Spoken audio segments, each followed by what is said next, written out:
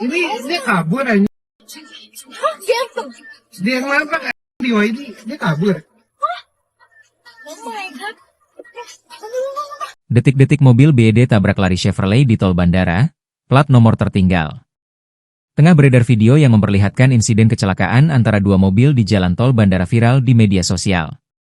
Berdasarkan keterangan unggahan, kejadian tersebut tepatnya terjadi di jalan tol Profesor Dr. Insinyur Sediatmo arah Bandara Soekarno-Hatta, Jakarta Utara, pada Sabtu, 3 Mei 2025, dini hari.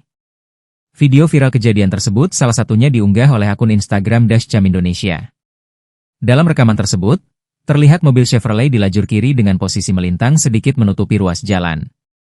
Bagian belakang mobil tersebut tampak rusak. Tampak pelaku penabrakan adalah mobil BYD Seal.